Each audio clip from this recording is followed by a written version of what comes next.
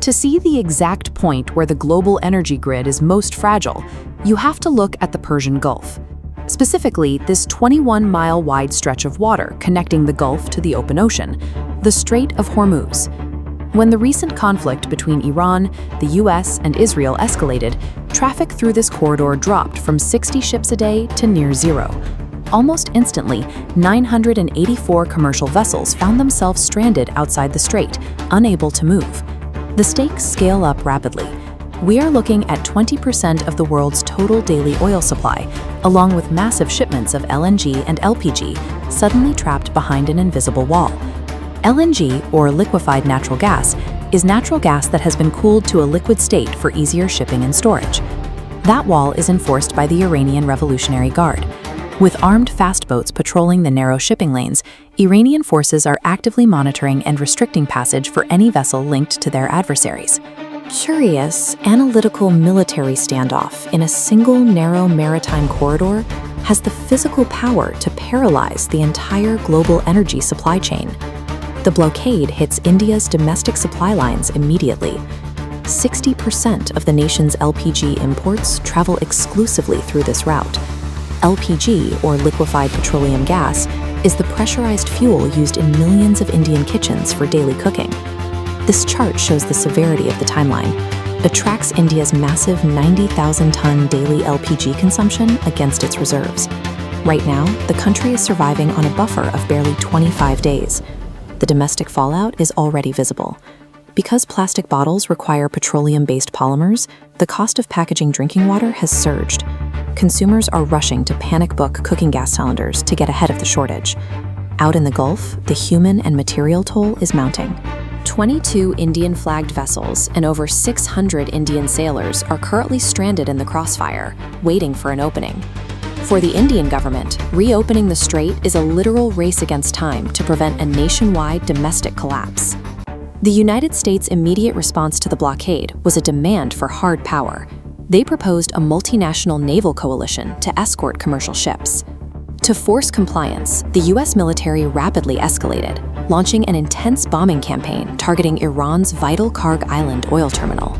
But the Western alliance fractured.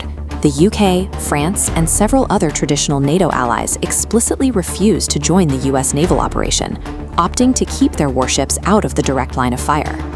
The collapse of this US-led coalition sends a clear signal. In modern regional flashpoints, traditional superpower security umbrellas are no longer reliable. Facing a paralyzed international response, India pivoted to its core doctrine of strategic autonomy. Instead of joining a military bloc, New Delhi utilized direct, independent diplomatic channels. Prime Minister Narendra Modi and External Affairs Minister S. Jaishankar bypassed the coalition completely, initiating direct telephone negotiations with the leadership in Tehran. The back channel worked. Iran's ambassador publicly declared India a friend with shared interests, officially granting Indian energy shipments an exemption for safe passage.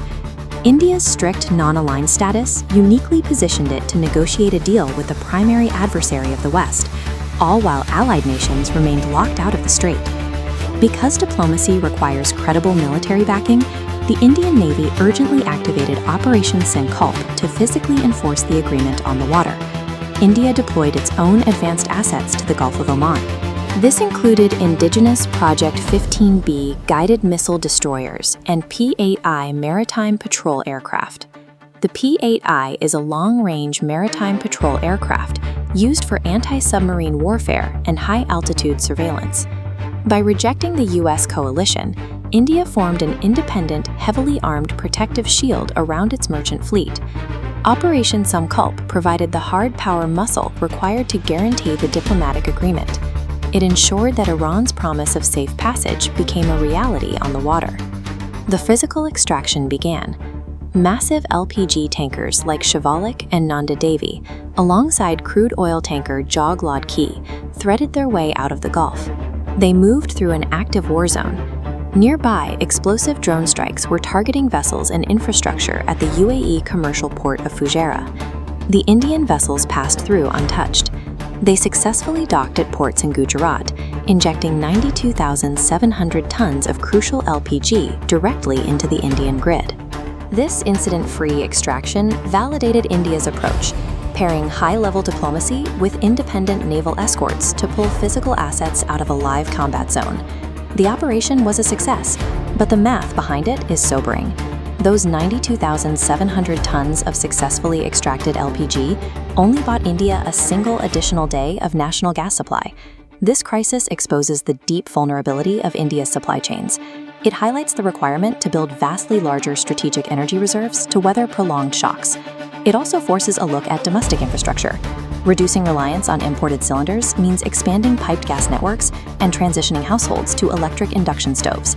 In a fractured, multipolar world, energy security is built on independent diplomacy, indigenous naval strength, and the elimination of dependency on any single geographic choke point.